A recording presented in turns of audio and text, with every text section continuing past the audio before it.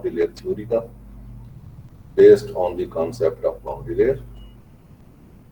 और ये इसकी इम्पोर्टेंस ये है कि इस कॉन्सेप्ट से पहले बहुत सारी चीज़ें यानी फ्लोज से रिलेटेड स्टडी करना, कैलकुलेट करना मुमकिन नहीं था। हमारा मैथमेटिक्स गलत रिजल्ट्स पे पहुंच जाता था। तो उसमें फिर ये बाउंड्री लेयर थ्योरी के कॉन्सेप्ट की अहमियत है।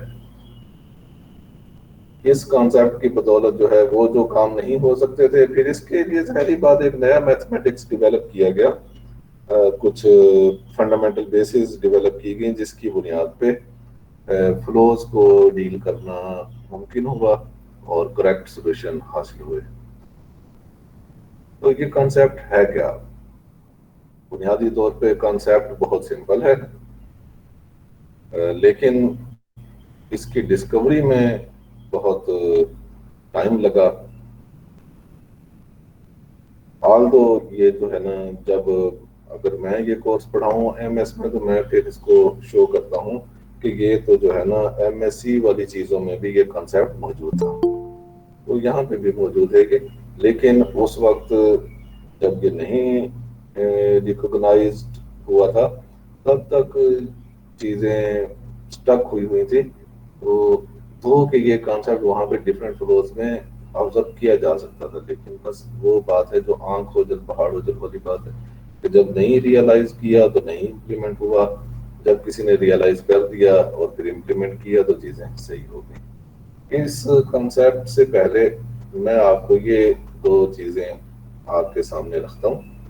ये एक स्टोक्स फर्स्ट प्रॉब्लम और एक स्टोक्स सेकंड प्रॉब्लम। तो स्टोक्स फर्स्ट प्रॉब्लम में हमने देखा था कि फ्लूइड और प्लेट इनिशियली एट रेस्ट है, फिर यकदम जो है ना हम इस प्लेट को मूव करना शुरू कर देते हैं तो इट फील्स अ जर्क, इसको एक झटका महसूस होता है सिस्टम को जब ये जीरो से नॉन जीरो वेलोसिटी से मूव करने लगती है। तो बिकॉज ऑफ दैट इसके नेबरिंग फ्लूइड भी डिस्टर्ब होना शुरू होता है और वो भी फ्लो करने लग जाता है in the direction of motion of plate.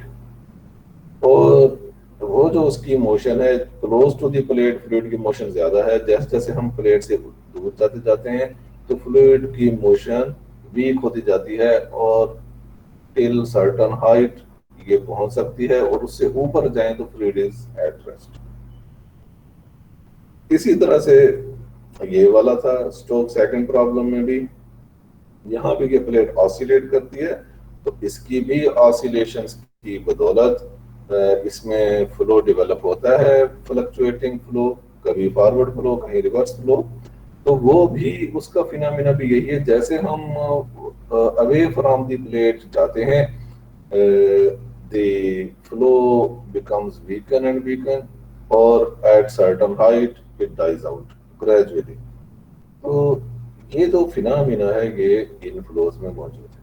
तो हम इन अ सेंस कह सकते हैं कि जब हम सॉलिड बाउंड्री के करीब फ्लो हो रहा होता है तो फ्लो जो है वो within a certain region होता है, यानी उस बॉडी से सर्टन हाइट तक जाए तो उस रीजन के अंदर अंदर फ्लो होता है और उससे बाहर फ्लो नहीं होता। ये जो फ्लो हो रहा है किसकी बदौलत हो रहा है?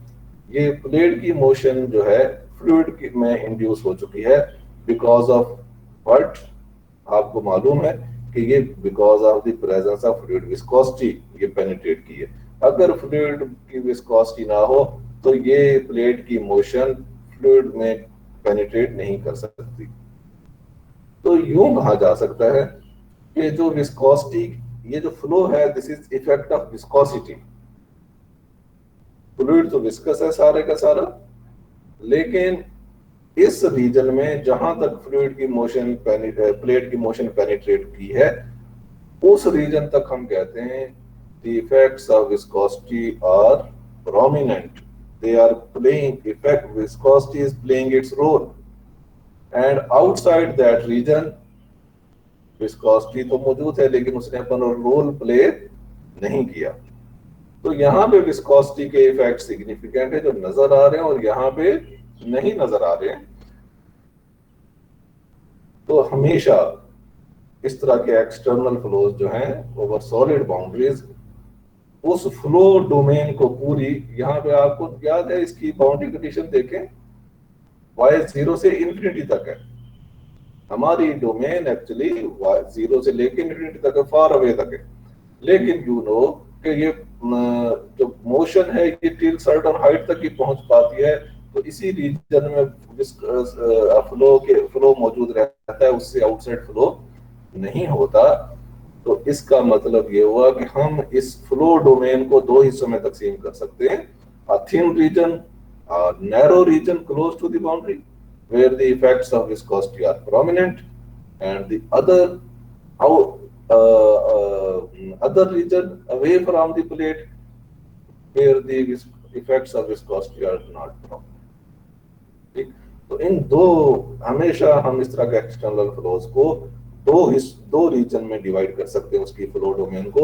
एक वो thin region close to the boundary where the effects of viscosity are prominent, and the other far away, यानी फार अवे का मतलब है sufficiently far away from the plate where the effects of viscosity are negligible। तो इन दो reason में ये जो close to the boundary region है ये हमेशा बहुत इस्तेमाल होता है।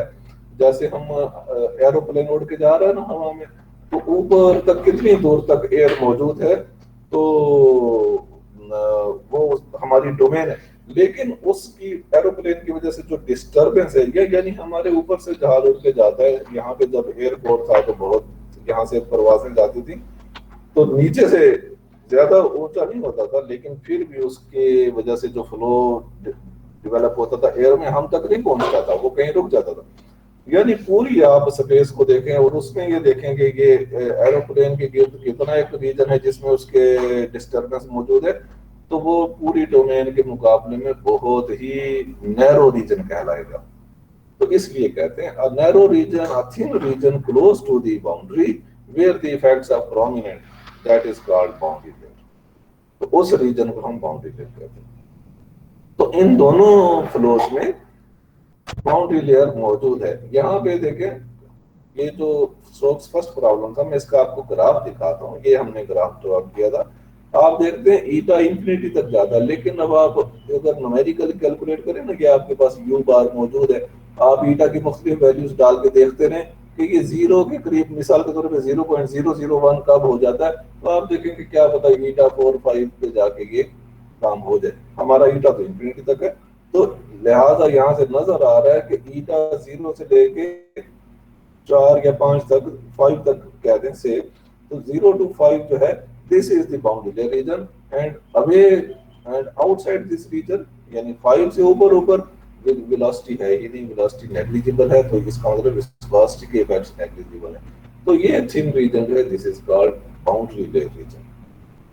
तो ये इसमें भी मौजूद है और इसमें भी मौजूद है। ये जो ये है, इसमें देखें जैसे जैसे हम ऊपर जाते हैं तो वेलोसिटी मिनिमाइज होती होती डाई आउट हो जाती है। तो यहाँ पे भी हो सकता है 4-5 तक पहुंचे तो वेलोसिटी 0.001 आ जाए, तो हम कहेंगे कि यहाँ तक ये वेलोसिटी आके नेग्लिजिबल हो जाती है। तो इन दोनों फ्लोज में, because these both are external flows, इन दोनों में फिनोमेना ऑफ बाउंड्री लेयर मौजूद है, nature of boundary layer flow मौजूद है। तो इन फ्लोज को, इस तरह के फ्लोज को हम कहते हैं बाउंड्री लेयर फ्लोज, और ये जो रीजन है ये बाउंड्री लेयर रीजन है।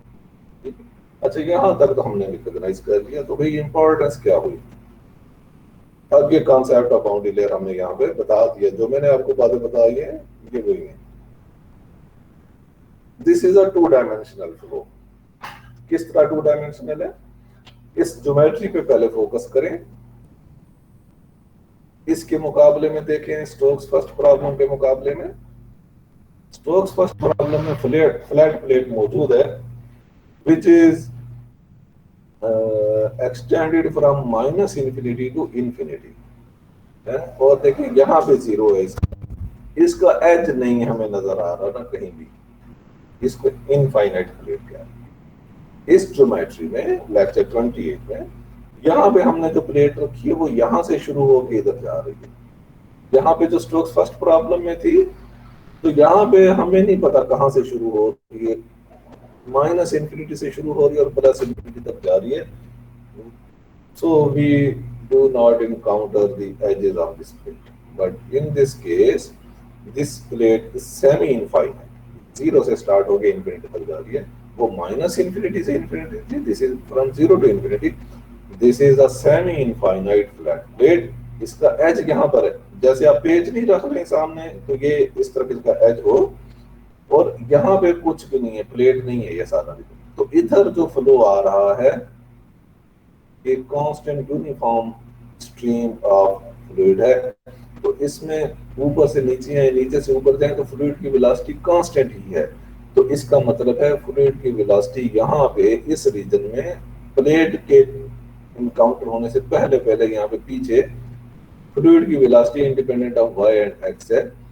तो बहरहाल y से इंडिपेंडेंट है। y पे अगर ये ऊपर से नीचे, नीचे से ऊपर आते हुए डिफरेंट वेरी हो रही होती तो फिर y पे डिपेंड करती, और ऊपर से नीचे, नीचे से ऊपर आते होते वेरी करने का मतलब है इसमें विस्कोसिटी अपना रोल प्ले कर रही है। अब इस फ्लो में विस्कोसिटी अपना रोल प्ले नहीं कर रही, तो दिस इज इनविसिड पोटेंशियल। इसको हम कह सकते हैं कि this is inviscid potential flow. इसमें विस्कोसिटी की वजह से, बिकॉज यू हैव सीन पिछले जितने भी प्रॉब्लम पढ़े उन सब में विस्कोसिटी के इफेक्ट्स जो थे वो नॉर्मल डायरेक्शन में पेनिट्रेट करते थे, ऊपर से नीचे या नीचे से ऊपर आते हुए normal to the solid surface. तो यहाँ पे सॉलिड सरफेस भी मौजूद नहीं, और वैसे हम देखते हैं तो ऊपर से नीचे, नीचे से ऊपर आते हुए इसकी वेलोसिटी में वेरिएशंस नहीं है, तो हम इसको इस बुनियाद पे कहते हैं this is inviscid potential flow US. अब ये यहाँ से फ्लो आ रहा है और यहाँ पे जब आता है तो ये प्लेट के एज से टकराता है, और फिर क्या होता है आधा ऊपर से निकलता है और आधा नीचे से, because plate is a solid boundary. ये सेमी इनफाइनाइट और लॉन्ग, यानी सेमी इनफाइनाइटली लॉन्ग और वाइड प्लेट है, तो इसके ऊपर से और नीचे से फ्लो गुजरेगा। तो अब जब इस एज से टकराएगा फ्लो, तो this will not remain parallel to the plate, तो ये थोड़ा सा डिफर करेगा एक्स डायरेक्शन से। तो इस फ्लो में फिर दो कंपोनेंट आ जाएंगे, एक एक्स कंपोनेंट ऑफ वेलोसिटी आ जाएगा और एक वाई कंपोनेंट ऑफ वेलोसिटी आ जाएगा। नीचे भी यही होगा, तो क्यों, बिकॉज ऑफ सिमेट्री हम सिर्फ एक साइड की बात कर लेंगे। तो इसमें इस यहाँ पे ये यूनिडायरेक्शनल फ्लो था, ये unidirectional potential flow encounters a semi infinite flat plate. तो इसकी बुनियाद पे there happens a two dimensional flow above and below the plate. अब इस फ्लो की नेचर कैसी है? इस फ्लो की नेचर ऐसी है कि ये जो है ना टू डायमेंशनल फ्लो इस एक खास रीजन के अंदर ही रहेगा, क्योंकि आप यहाँ से देखें जब ये फ्लो इनकाउंटर करेगा, जब द प्लेट को बाइफरकेट हो जाएगा ऊपर नीचे, तो ये बहुत जो काफी दूर है प्लेट्स के, तो वो तो बाइफरकेट नहीं होगा ना, ये बाइफरकेट होके ऊपर वाले यहाँ से जो स्ट्रीम्स आ रही हैं उनको भी थोड़ा डिफ्लेक्ट कर देगा, लेकिन बहुत ऊपर तो फ्लो वही रहेगा जो था। तो ये जो वेरिएशंस हैं ये क्लोज टू दी प्लेट ही होंगी, और किसी सर्टेन रीजन में, और away from the plate flow जैसा जा रहा था वैसा ही जाता जाएगा। तो क्या होगा कॉन्सिक्वेंटली कि प्लेट के क्लोज रीजन में there will be develop varying flow, जिसमें वेरिएशंस होंगी और टू डायमेंशनल होगा, लेकिन away from the plate flow unidirectional ही होगा। यहाँ पे सिर्फ वेलोसिटी कंपोनेंट यू ही है, v यहाँ पे जीरो है, यहाँ पे दोनों है। तो दिस क्लोज रीजन जिसके दरमियान, जिसके अंदर डिस्टरबेंसेस मौजूद हैं, आपको मालूम है मैंने अभी डिफाइन किया, this is the boundary layer region. तो बाउंड्री लेयर रीजन में वेलोसिटी में वेरिएशंस हैं, तो किसकी वजह से है? Because of the solid boundary. और फ्लूइड में because of the presence of viscosity. तो विस्कोसिटी की बदौलत ये सारा कुछ हो रहा है, तो इसलिए हम कहते हैं इस रीजन में विस्कोसिटी के इफेक्ट्स प्रोमिनेंट है, और this region is called boundary layer region. तो अब देखें ये 2 डायमेंशनल फ्लो हो गया, इसमें u और v वेलोसिटी के कंपोनेंट्स हो गए, और इसको अब हमने डील करना है।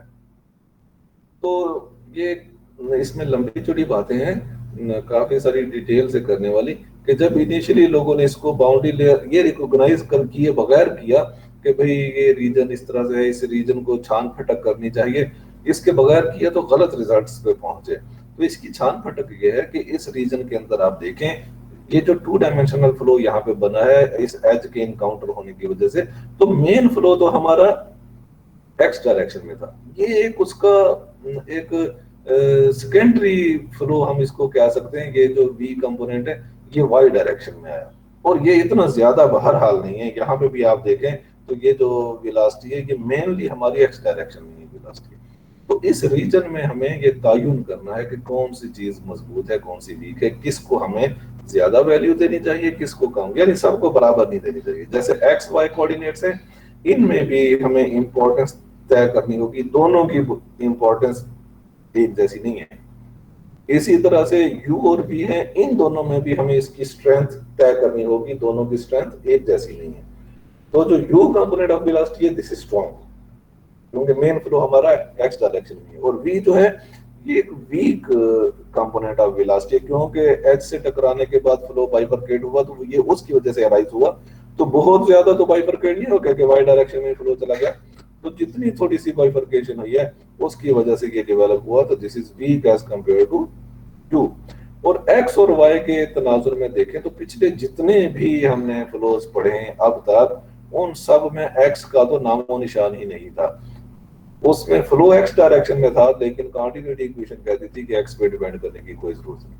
अब यहाँ पे बाउंड्री लेयर में क्योंकि ये 2 डायमेंशनल हो गया है, तो इस वजह से एक्स पे डिपेंड तो करेगा, लेकिन एक्स के रिस्पेक्ट से जो वेरिएशंस हैं फ्लो में they are very minute as compare to the variations in the direction of y. पिछले तमाम फ्लोज में हमने देखा कि फ्लो में जो variations in the direction of y होती हैं वो बहुत स्ट्रांग थी। जैसे जैसे वाई से एक कदम भी आगे बढ़ते थे तो फ्लो वेरी हो रहा था। तो इस बाउंड्री लेयर रीजन में खासतौर पे ये जो 2 डायमेंशनल फ्लो है, इसमें y वेरिएबल स्ट्रॉन्ग वेरिएबल है और x वेरिएबल वीक वेरिएबल है। इस बुनियाद पे फिर जो है ना 2 डायमेंशनल फ्लो इक्वेशंस में आपको इसकी दिखाता हूँ। पहले ये हमारे पास 2 डायमेंशनल स्टेडी फ्लो की हैं कंटिन्यूटी इक्वेशन, और these are the momentum equation, यानी x component of Navier Stokes equations and y component of Navier Stokes equations. तो ये जो अभी हमने बात की कि u component weak strong velocity component है और v वीक है, इसी तरह से x कंपोनेंट वीक वेरिएबल है, x वेरिएबल और y वेरिएबल स्ट्रॉन्ग है। किस लिहाज से कि variation in the direction of x या variation with respect to x weak है और variation with respect to y strong है। तो देखें ये वाली जो है variation with respect to x है, डबल डेरिवेटिव है। तो इस हिसाब से इसका पूरा तरीकेकार है। जब हम इस कोर्स को पढ़ते हैं एमएस में, तो इन इक्वेशंस को फिर हम डिराइव करते हैं बाउंड्री लेयर इक्वेशन, तो तब हम ये इस नतीजे पे पहुंचते हैं। इसको हम कहते हैं ऑर्डर ऑफ मैग्नीट्यूड एनालिसिस। उसकी बुनियाद पर हम कहते हैं कि ये वाली जो टर्म है ये नेग्लिजिबल है, क्योंकि variation in u with respect to x ये नेग्लिजिबल है। और यहाँ पे ये क्योंकि सारी इक्वेशन v में है और v जो है वेरी वीक है। देखें v की x के हिसाब से एक तो v खुद वीक है और x के रिस्पेक्ट से वेरिएशन बिल्कुल वीक है, और उसकी y के रिस्पेक्ट से वेरिएशन भी नेग्लिजिबल है। तो ये निकलती हैं, यानी जब हम लिमिट लेते हैं तो ये टर्म्स टेंड्स टू 0 होती हैं।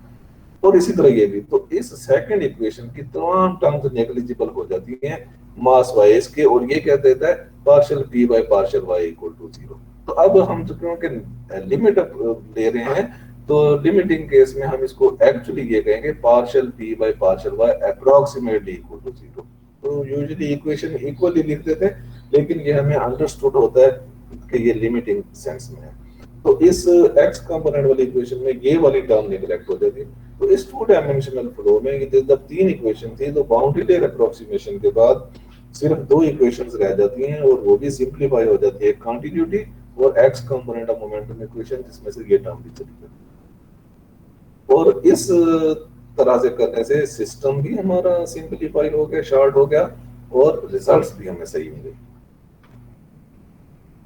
तो हमारे पास ये बाउंड्री लेयर इक्वेशंस बनी है, मोमेंटम इक्वेशन। एक्स कंपोनेंट और वाई कंपोनेंट दिया कि प्रेशर वाई रिस्पेक्ट से वेरी नहीं करा, this means pressure is varying respect to x only. तो इस केस में फिर देखें, वो पिछले केस से बात टैली होगी कि वहां पे भी यही होता था, प्रेशर एक्स का फंक्शन ही निकलता था, जिसकी वजह से हम कहते थे D P by D x non zero है या जीरो है, लेते थे ना अप्लाइड। अब यहाँ पे D P by D x मौजूद है, अब यहाँ पे हम अप्लाई नहीं कर सकते, हमने अप्लाई नहीं करना। तो प्रेशर के बारे में हमें फैसला करना है कि ये क्या होगा। अब यहाँ पे प्रेशर निकलना चाहिए, यहाँ पे हम प्रेशर अप्लाई नहीं कर रहे। तो आपको मालूम है ये क्या कहता है, partial p by partial y equal to zero, यानी प्रेशर वाई की डायरेक्शन में वेरी नहीं हो रहा। आप यहाँ पे खड़े हैं, यहाँ पे खड़े हैं, यहाँ पे, यहाँ पे, यहाँ पे, तो प्रेशर ये कहता है एक जैसा है। तो हम यहाँ पे कहते हैं, इसका मतलब जो प्रेशर यहाँ पे है आउटसाइड दी बाउंड्री लेयर, वही इनसाइड दी बाउंड्री लेयर है। इसका ये मतलब है partial p by partial y equal to zero का ये मतलब है, चाहे आप बाउंड्री लेयर के बाहर खड़े हैं या अंदर खड़े हैं, प्रेशर एक जैसा है। तो यहाँ पे तो हमें पता है, अगर प्रेशर हमें यहाँ पे पता चल जाए, ये तो इनविसिड पोटेंशियल फ्लो रीजन है, तो यहाँ पे तो बर्नौली इक्वेशन की वजह से हम प्रेशर और वेलोसिटी का रिलेशनशिप हमारे पास मौजूद है, वहां से हम प्रेशर ग्रेडियंट की टर्म निकाल सकते हैं like this, -1 over dp by dx is equal to us dus by dx। आप अपनी ब्लू बुक में देखना, बर्नौली इक्वेशन के हमें रिलेशन देती है बिटवीन प्रेशर एंड वेलोसिटी। तो अब यहाँ पे ये प्रेशर ग्रेडियंट की टर्म हमें अननोन थी, तो वहां पे हम ये पुट कर दें, यूएस तो हमें पता है, तो ये वाली चीज यहाँ पे जब आ जाएगी तो प्रेशर ग्रेडियंट भी यहाँ से निकल आया, देखें तो ये इसको इंटीग्रेट करेंगे, प्रेशर भी निकल आएगा, और यहाँ पे भी इस टर्म का मसला हल हो गया। ये अब हमें, आपको मालूम है हमने जब कायदे फ्लोज पढ़े थे तो हमने कहा था प्रेशर ग्रेडियंट की टर्म का क्या करें, तो ये टर्म फोर्सिंग टर्म के तौर पे नजर आती है इन इक्वेशंस में। तो वी हैव टू मेंशन, या इसको जो है ना already prior to the solution of this equation हमें इसके बारे में तय करना है व्हाट इज दिस, क्योंकि ये फोर्सिंग टर्म। अब ये देखें इस बर्नौली इक्वेशन के जैसे, तो ये प्रेशर dp by dx का रिलेशन इसके साथ आउटसाइड द बाउंड्री लेयर, तो इनसाइड भी ये क्योंकि pressure is not varying with y, जो बाहर था वही अंदर है। तो बाउंड्री लेयर, ये इक्वेशन बाउंड्री लेयर के अंदर है, बाहर नहीं है, अंदर बाउंड्री लेयर रीजन के लिए एप्लीकेबल है। आउटसाइड द बाउंड्री लेयर जो फ्लो मौजूद है यूएस है, वो तो हमें पता है, तो ये inside the boundary layer applicable. तो ये इक्वेशन इसमें डालें, और अभी हमारे पास यूएस क्योंकि कांस्टेंट था तो दिस बिकम जीरो, तो constant pressure gradient, zero pressure gradient हो गया, this means pressure is constant everywhere in this case. तो यहाँ पे ये वाली टर्म फिर खत्म हो गई। तो भी फॉर दिस केस ये हमारे पास गोर्नी की इक्वेशन आ गई मोमेंटम इक्वेशन से, और एक कंटिन्यूटी इक्वेशन हमारी इक्वेशन है, और ये बाउंड्री कंडीशंस है कि plate is at rest and far away from the plate fluid velocity is us। तो इस फ्लो को हम कहते हैं दिस इज ब्लाशियस फ्लो। ये जो सारी डिस्क्रिप्शन है इसको हम कहते हैं ब्लाशियस फ्लो। ये ब्लाशियस ने 1908 में इसको इन्वेस्टिगेट किया था। ये फर्स्ट फ्लो था जिसमें उसने किसी ने यानी बाउंड्री लेयर का कांसेप्ट यूज किया था और फिर करेक्ट रिजल्ट निकाले थे। यही फ्लो अगर आप बाउंड्री लेयर की कॉन्सेप्ट्स यूज किए बगैर स्टडी करें तो ये गलत रिजल्ट देते थे। तो इसमें वजह क्या थी कि एक्स और वाई को इक्वल अहमियत दी हुई थी, यू और वी को इक्वल अहमियत दी हुई थी, जो कि गलत था, जिसकी वजह से चीजें गलत हो जाती थी। अब यहाँ पे इनकी अहमियत को पहचाना कि कौन सी चीज कितनी अहम है, उस हिसाब से फिर ये इक्वेशंस डेवलप हुई। तो ये हमारा प्रॉब्लम फॉर इक्वेशंस आ गई हैं। For the solution of this equations यहाँ पे सिमिलरिटी सॉल्यूशन पॉसिबल है, यानी ऐसी सिमिलरिटी ट्रांसफॉर्मेशंस अवेलेबल हैं कि हम इस पार्शियल डिफरेंशियल इक्वेशन को ऑर्डिनरी डिफरेंशियल इक्वेशन में कन्वर्ट करते हैं, रहेगी ये फिर भी नॉन लीनियर। तो फिर इसको मुख्तलिफ तरीकों से अप्रॉक्सीमेट मेथड्स या न्यूमेरिकल मेथड से सॉल्व किया जा सकता है। तो ये सिमिलरिटी ट्रांसफॉर्मेशंस हैं इस फ्लो की।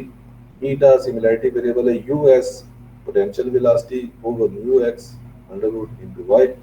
ये यूं कहें डायमेंशनलेस यू है u over capital u s equal to f dash of eta, और वी का ये रिलेशन, यू और वी का ये डेफिनेशंस पुट करें तो equation of continuity identically satisfy हो जाती है। तो इस इन ट्रांसफॉर्मेशन का ये भी फायदा है कि वो खुद ही सेटिस्फाई होगी, उसे अब हमें सॉल्व नहीं करना पड़ेगा, तो हमें सिर्फ मोमेंटम इक्वेशन को सॉल्व करना पड़ेगा। तो आपकी बुक में इस ट्रांसफॉर्मेशन से मोमेंटम इक्वेशन के सारे डेरिवेटिव्स निकाले हुए चेन रूल लगा के, वो आप वहां से देखिएगा। तो मोमेंटम इक्वेशन जो है वो ट्रांसफॉर्म हो जाती है into this form 2f triple dash plus f double dash equal to 0 which is non linear in nature. ये third order ordinary differential equation है और इसकी ये जो टर्म है दिस इज नॉन लीनियर। तो इसका स्ट्रेट फॉरवर्ड सॉल्यूशन नहीं मुमकिन है। ये बाउंड्री कंडीशन है f equal to 0, f dash equal to 0 at eta equal to 0 and f dash equal to 1 at eta equal to infinity। तो पलाशियस ने इसका अप्रॉक्सीमेट सीरीज सॉल्यूशन निकाला जो आपकी बुक में भी क्या हुआ है। तो अदरवाइज इसको फिर न्यूमेरिकली सॉल्व किया जा सकता है। तो अभी तो न्यूमेरिकल मेथड्स और इतने पैकेजेस आ गए, तो इस इक्वेशन को सॉल्व करना 1 मिनट की बात है। तो ये था Blasius flow boundary layer. Boundary layer flows में पहला फ्लो फंडामेंटल फ्लो जो कि पलाशियस ने 1908 में स्टडी किया था, इसलिए इसको पलाशियस फ्लो कहते हैं। तो उसने इस तरह की सीरीज एज्यूम की थी और इसके कांस्टेंट्स इवैल्यूएट किए और फिर उसने टेबल भी बुक में दिया हुआ इसके सॉल्यूशन के हिसाब से, तो वो आप सारा रिप्रोड्यूस करने की भी कोशिश करें। बाकी बातें जो है जैसे वॉल शियर स्ट्रेस इस केस में इंपॉर्टेंट है, तो वो वॉल शियर स्ट्रेस की डेफिनेशन वही है तो और बुक में भी दी हुई है, जो हमने बार बार पहले भी निकाली है तमाम फ्लोज में। ये आपके लिए होमवर्क है कि आप इसको खुद कर लें। जी क्या कहते हैं, कोई सवाल हो तो बताएं। सर ये बाउंड्री लेयर की नहीं समझ आई, इसकी पीछे थ्योरी क्या है? अभी क्या समझ आई जो मैंने बताया, आप मुझसे जरा सर आपने वो स्टोक्स फर्स्ट थ्योरम से रिलेट किया ना कि near to boundary velocity maximum होगी। जी मैंने ये सारी चीजें यूज की हैं ना बताने के लिए व्हाट इज बाउंड्री लेयर, को आपने क्या समझा, अब आपके जहन में क्या पिक्चर आई है कि बाउंड्री लेयर क्या चीज है? सर ये कि बाउंड्री के नजदीक जो होगी वेलोसिटी मैक्सिमम होगी या डिस्टर्ब हो रही होगी। और ये तो गलत हुआ। बाउंड्री लेयर क्या चीज है? लेयर है ना, एक रीजन है। मैंने कहा ना कि बाउंड्री लेयर जो है this is a thin region close to the solid boundary in which, किसमें, इस रीजन में the effects of viscosity are prominent, ये इसकी है। तो वो ये फैक्ट मैंने शो करने के लिए, यानी दोबारा मैं बताता हूँ कि हमने बाउंड्री लेयर क्या है। बाउंड्री लेयर नाम से ही जाहिर है कि एक लेयर है, ये एक रीजन है इन द फ्लो डोमेन। तो कहां पे है पूरी फ्लो डोमेन में? Close to the boundary. और इसको थिन भी कहते हैं क्योंकि मैंने बताया कि पूरी डोमेन के हिसाब से ये तो बहुत कम बनता है, यानी 0 से इन्फिनिटी डोमेन है तो उसमें 0 से लेके 5 तक ये हो तो फिर बहुत थिन होगा ना, उसके लिहाज से वो नैरो रीजन है। close to the boundary in which effects of viscosity are prominent। तो effects of viscosity क्या है? Disturbances due to penetrated due to viscosity, जैसे स्टोक्स फर्स्ट प्रॉब्लम में कि मोशन ऑफ द प्लेट की वजह से जो मोशन पेनिट्रेट हुई फ्लूइड में तो बिकॉज ऑफ द विस्कोसिटी हुई, तो इसको हम कहेंगे कि ये इफेक्ट्स ऑफ विस्कोसिटी। और वो हम देखते हैं जैसे जैसे हम प्लेट से ऊपर जाते हैं तो वो वीक होती होती डाई आउट हो जाती है। तो ये जो रीजन जहां तक वो जाके डाई आउट होती है this is called boundary layer. समझ आई? वो तो हर फ्लो में नियर द बाउंड्री विस्कोसिटी के इफेक्ट प्रोमिनेंट होते हैं। काइटे फ्लो में नहीं है। जी सर। है बाउंड्री लेयर रीजन? काइटे फ्लो में नहीं है ना? जी सर। इसी तरह के बहुत सारे फ्लोज हम मिसालें दे सकते हैं जिसमें ये रीजन नहीं है। बाउंड्री लेयर रीजन यानी हम पूरी फ्लो डोमेन को 2 पार्ट्स में डिवाइड कर देते हैं, एक जिसमें विस्कोसिटी के इफेक्ट्स हैं और एक जिसमें नहीं है। तो Couette flow, simple Couette flow, generalized Couette flow, इन सब में तो पूरी डोमेन में इफेक्ट्स थे। तो हर फ्लो में नहीं होते। और फिर ये डेफिनेशन, फिर इसकी बुनियाद पे हमने यानी वो सारी थ्योरी डेवलप की कि प्रॉब्लम्स को डील करते वक्त क्या करना चाहिए। उसमें फिर हमने ये तय किया कि इन वेरिएबल्स की नेचर को, इनकी मैग्नीट्यूड को आइडेंटिफाई करना चाहिए, स्ट्रेंथ्स को, कौन सा स्ट्रॉन्ग है कौन सा वीक है, और इसी तरह से वेलोसिटी कंपोनेंट्स को भी देखना चाहिए कि कौन सा वीक है कौन सा स्ट्रॉन्ग है। तो उसकी बुनियाद पे इक्वेशंस बनी। तो लेकिन डेफिनेशन इसकी यही है कि this is a thin region, narrow thin region close to the boundary in which effects of viscosity are dominant। अच्छा जी, वो बताएं अब आपका कोई और एतराज है इस पे? तो सर फिर इसी बाउंड्री लेयर की कंडीशन हमने यूज करके वो जो टर्म्स इंजेक्ट की हैं वो इसी बाउंड्री लेयर की वजह से की हैं।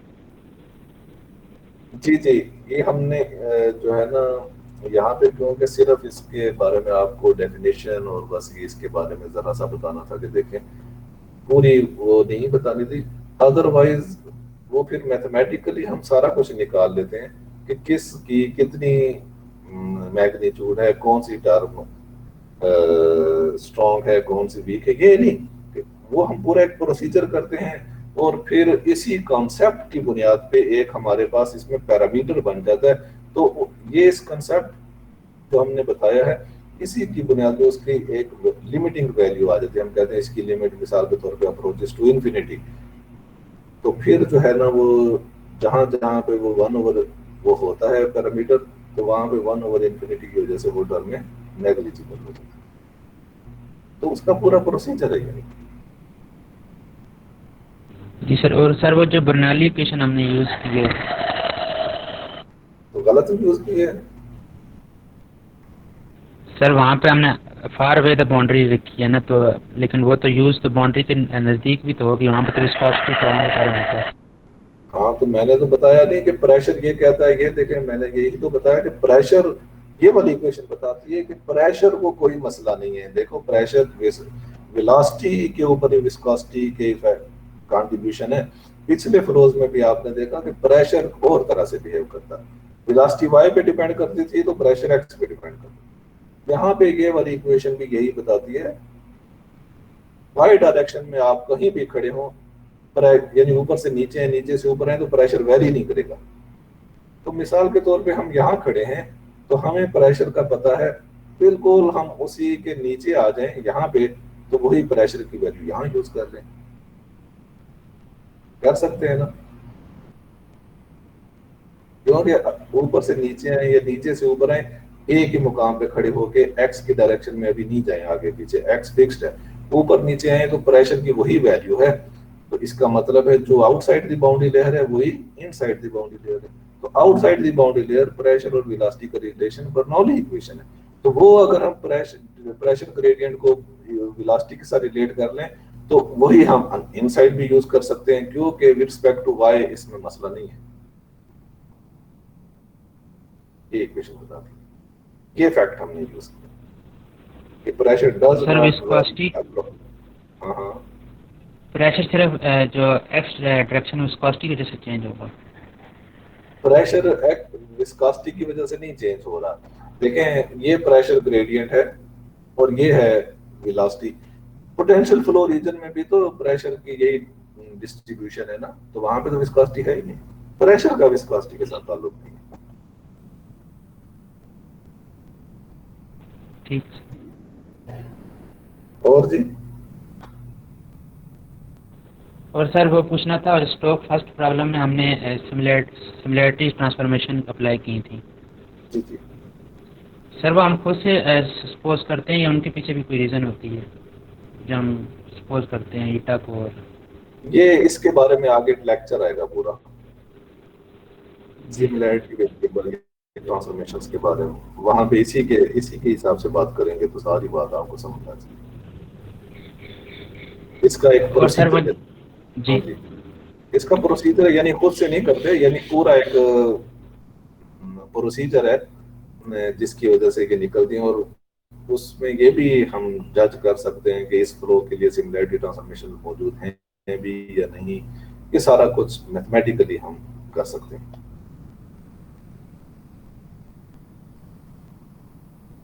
जी और सर वो जहाँ पे हमने वो यूनिक सोल्यूशन का थ्योरम अप्लाई करके ट्रायंगुलर बाउंड्री का हमने सोल्यूशन निकाला था यूनिफॉर्म क्रॉस सेक्शन का, जी जी। सर उसमें जो ट्रायंगुलर बाउंड्री की इक्वेशंस बनाई थी वो नहीं समझ आ रही थी, जिसकी वजह से हमने ट्रायंगुलर बाउंड्री की सोल्यूशन। इक्वेशन वैसे बनाई थी, वो जो ट्रायंगुलर रीजन बना था ना, वो थ्री, उसकी जो बाउंड्रीज हैं वो पार्ट्स हैं थ्री स्ट्रेट लाइंस के। जी सर। तो वो स्ट्रेट लाइन की इक्वेशन 2 पॉइंट फार्मूला यूज करके यूज निकाली थी।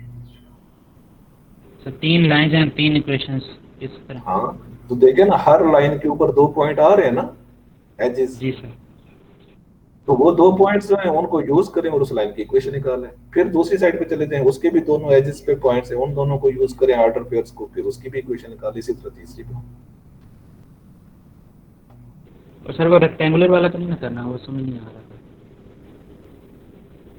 रेक्टेंगुलर वाला तो और भी आसान है भाई। उसमें तो constant constant y equal to constant और x इक्वल टू कांस्टेंट उसकी इक्वेशन है। बहरहाल वो आपके कंटेंट्स का हिस्सा नहीं है। वो तो मैंने वैसे एक कॉन्टिफिकेशन में आ रहे थे तो मैंने कहा चलो ये भी आपको बता देना चाहिए। लेकिन आप समझना चाहते हैं तो आप उसको करने की कोशिश करें, और नहीं समझ आए तो मुझसे पूछें। जी सर। और सर वो एक वो जो ये हमने Laplace transformation Stokes first problem किया, तो आगे एक और टॉपिक है जब one boundary held fixed and one is moving, हाँ हाँ। पार्ट 2, सर जी वो भी जी। नहीं करना। वो करने को तो कर सकते हैं, उसमें क्या होगा, मैं आपको, वो बहुत इंटरेस्टिंग चीज है, लेकिन अब आपके नहीं है कंटेंट्स में, तो आप अपने कंटेंट्स मैंने अपलोड किए हुए हैं, उसमें देखे तो हमने उससे ज्यादा फ्लोज पड़े हैं ना, तो जी सर। फिर इसलिए आगे नहीं गया मैं। वरना वो तो बहुत इंटरेस्टिंग है। वो कौन सा है, वो काइटे फ्लो बनेगा। आपको याद है जब मैंने काइटे फ्लो आपको पढ़ाया तो हमने कहा था this is steady state. Actually तो इसका अनट्रांजिएंट पार्ट भी होगा ना। जब हम एक एक्सपेरिमेंट स्टार्ट करते हैं तो फिर वो एब्सोल्यूट रेस्ट पे आ जाएगा सिस्टम, फिर हम उसकी अपर प्लेट को मूव करेंगे, उसकी वजह से फ्लो डेवलप होगा। और इनिशियली तो वो close to the upper plate होगा, फिर थोड़ा नीचे आएगा, फिर थोड़ा नीचे, और आखिरकार नीचे वाली प्लेट तक पहुंचेगा।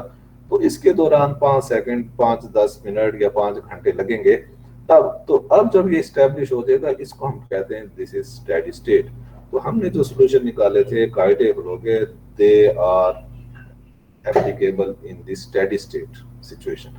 तो वो जो इनिशियल पार्ट था जब फ्लो डेवलप हो रहा था, वो किधर है, तो वो जो ये है ना जिसमें आपने पढ़ा है one boundary moving and one held fixed.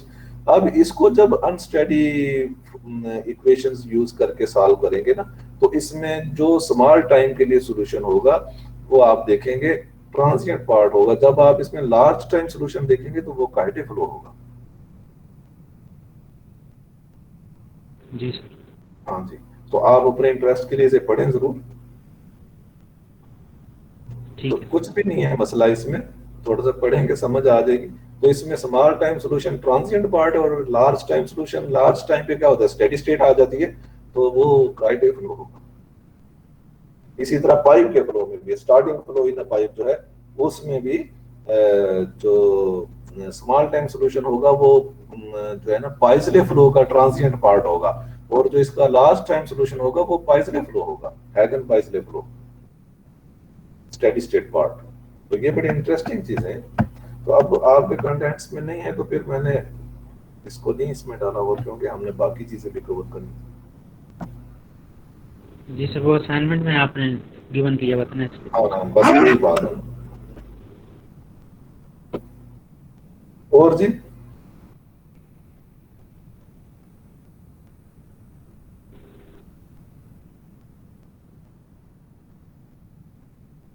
अच्छा तो फिर छुट्टी करते हैं, अगर कोई और बात नहीं है तो।